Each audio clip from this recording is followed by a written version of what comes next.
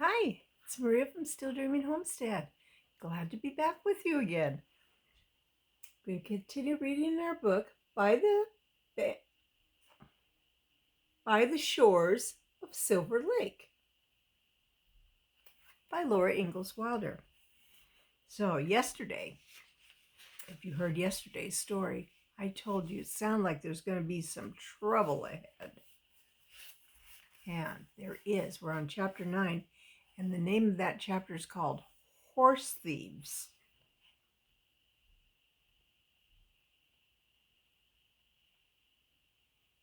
See how that man's getting a drink out of the ladle? It looks like another man. Maybe he's packing water.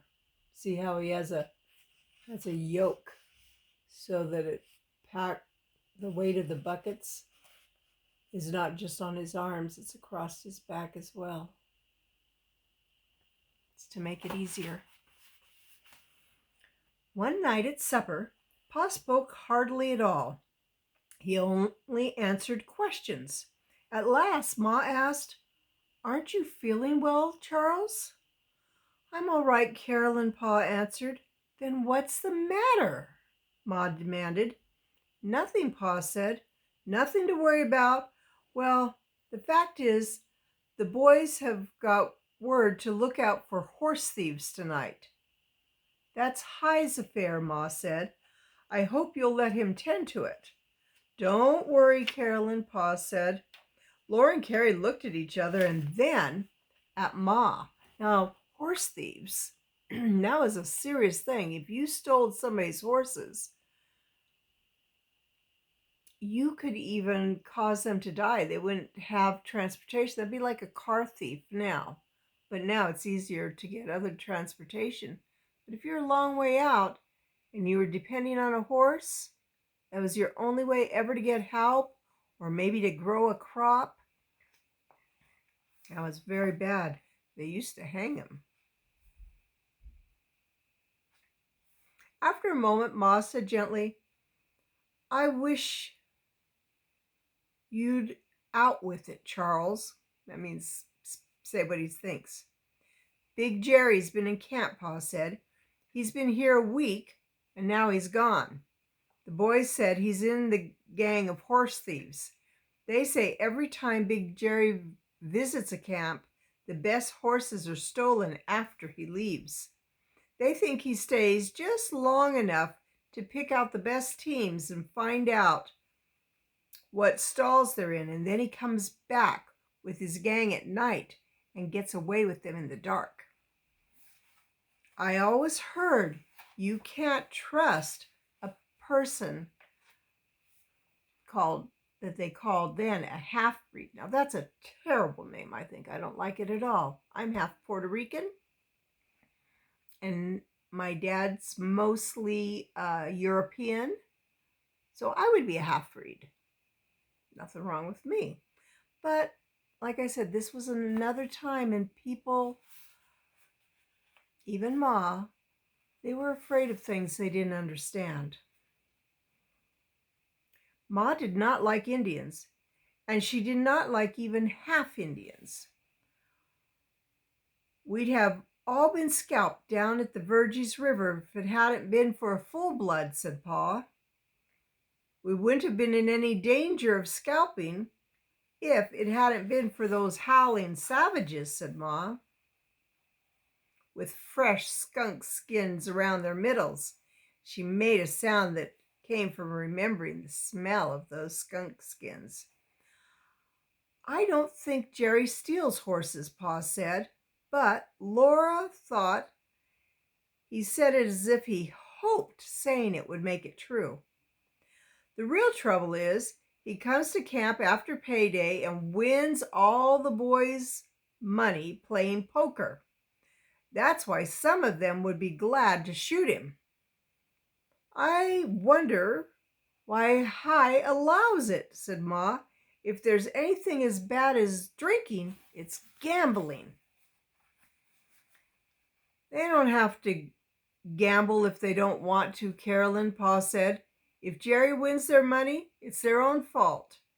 There's never been a kinder-hearted man than Big Jerry. He'd give the shirt off his back. Look how he takes care of old Johnny." That's so," Ma admitted. "Old Johnny was the water boss.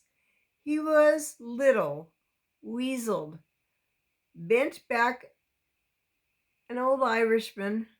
He had worked on the railroads all his life, and now he was too old to work. So the company had given him the job of carrying water to the men.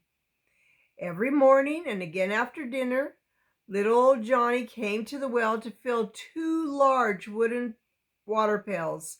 When they were full, he set his wooden yoke across his shoulders, the one I showed you, and stooping, that's kind of bent over, he hooked the pails of the 2 hooks that hung from a short chain at the end of each yoke. Then, with a grunt and a groan, he straightened up. The chains lifted the heavy pails from the ground, and Johnny steadied them with his hands while he bore the weight on his shoulders. He trotted under the weight with short, stiff steps. There was a tin dipper in each pail. We would call that a ladle. When he got to the men working on the grade, Johnny would trot along the line of work so that any thirsty man could help himself to a drink of water without stopping working. Johnny was so old that he was little, stooped and kind of shrunken. His face was a mass of wrinkles, but his blue eyes twinkled cheerily, and he always trotted as quickly as he could so that no thirsty man need wait for a drink. One morning before breakfast, Big Jerry had come to the door and told Ma that old Johnny had been sick all night. "He's so little and old, ma'am," Big Johnny said. "The meals at the boarding shanty don't agree with him. Would you give him a cup of hot tea and a bite of breakfast?" Ma put several of her hot, light biscuits on a plate, and besides them put fried mashed potato cake and a slice of crispy fried salt pork. Then she filled a little tin pail with hot tea and gave it all to Big Jerry. After breakfast, Pa went to the bunkhouse to see old Johnny, and later he told Ma that Jerry had taken care of that poor old man all night. Johnny said that Jerry had even spread his own blanket over him to keep him warm and gone without any covering himself in the cold. "He couldn't take better care of his own father than he did of old Johnny," Pa said. "For that matter, Carolyn, I don't know but what we're beholden to him ourselves." They all remembered how Big Jerry had come out on the prairie on his white horse when the strange men were following him and the sun was setting. "Well," Pa said, getting up slowly, "I've got to go sell the boys the ammunition for their guns. I hope Jerry doesn't come back to camp tonight. If he just rode up to see how old Johnny is, rode up to the stable to put his horse in, they'd shoot him." "Oh no, Charles! Surely they wouldn't do that," Ma exclaimed. Pa put on his hat. "The one that's doing most of the talking's already killed a man," he said. "He's got an easy plea of self-defense, but he served a term in state prison. He hasn't got the nerve to face Big Jerry, but he'll bushwhack him if he gets a chance. That means he'll attack him in the secret." Pa went to the store, and Ma soberly began to clear the table. While Laura washed the dishes, she thought of Big Jerry and his white horse. She had seen them many times galloping over the brown prairie. Big Jerry always wore a bright red shirt. He always was bareheaded, and his white horse never wore a strap. That night was dark when Pa came from the store. He said that half a dozen men with loaded guns were lying in wait all around the stable. It was bedtime. There was not a light in the camp, The dark shanties, low against the land, could hardly be seen. Only if you knew where to look could you see them darker than the dark. There was a little starshine on Silver Lake, and all around it stretched the black prairie, flat under the velvet dark sky sparkling with stars. The wind whispered cold in the dark, and the grass rustled as if it were afraid. Laura looked and listened and hurriedly shivering into the shanty again. Behind the curtain, Grace was sleeping, and Ma was helping Mary and Carrie to bed. Pa had hung up his hat and sat down on the bench, but he was not taking off his boots. He looked up at Laura when she came in, and when he got up, he got up and turned up his collar so that his gray shirt did not show. Laura did not say a word. Pa put on his hat. "Don't set up for me, Carolyn," he said cheerfully. Ma came from behind the curtain, but Pa was gone. She went to the doorway and looked out. Pa had disappeared into the darkness. After a minute, Ma turned around and said, "Bedtime, Laura." "Please, Ma, let me stay up too," Laura begged. "I believe I won't go to bed," said Ma. "Not for a while anyway. I'm not sleepy." "It's no use to go to bed when you're not sleepy."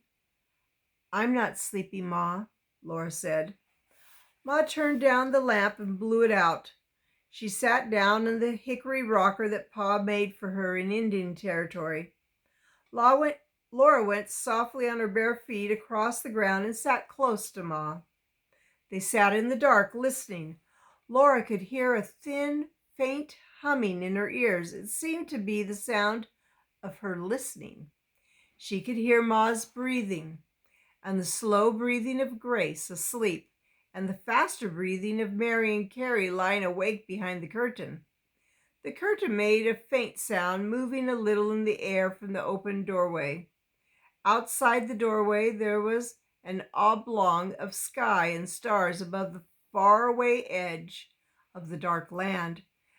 Out there the wind sighed, the grass rustled, and there was the teensy, ceaseless sound of little waves lapping on the lake shore.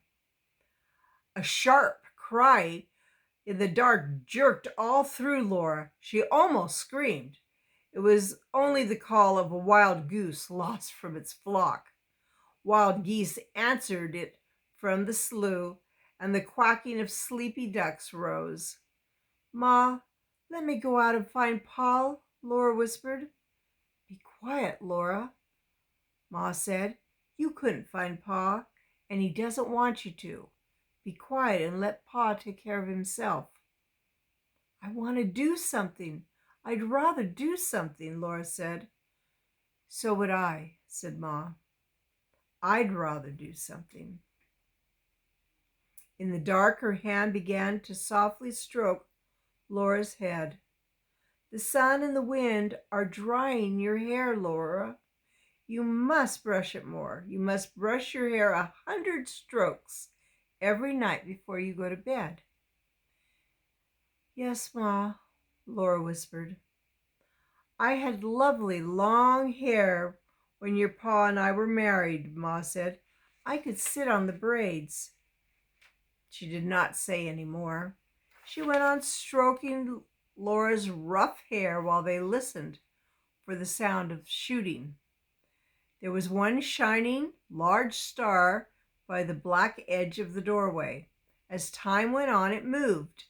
Slowly it moved from east to west, and more slowly till the smaller stars wheeled about it.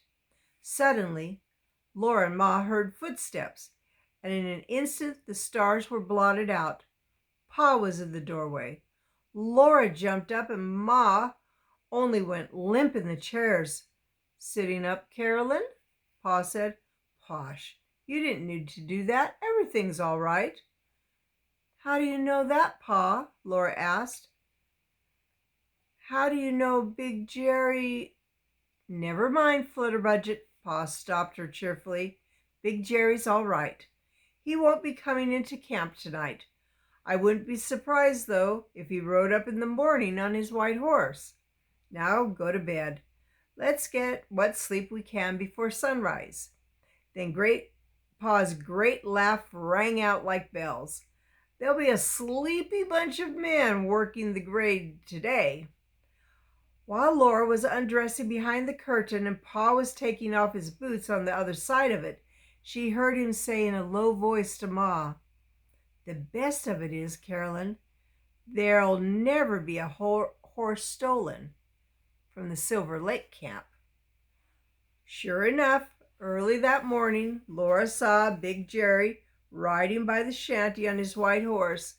He hailed Pa, that's like waved to him, at the store, and Pa waved to him. Then Big Jerry and the white horse galloped on and away towards where the men were working.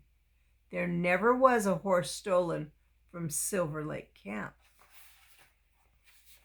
Well, that was good. And I'm glad Big Jerry didn't come in during the night. So that's the end of the chapter for tonight. I'll be back reading the next chapter tomorrow. I hope you enjoyed it. And I want to pray blessings on you and yours in your house, out of your house, in the day and in the night. And whatever you do, keep dreaming. Good night. God bless you.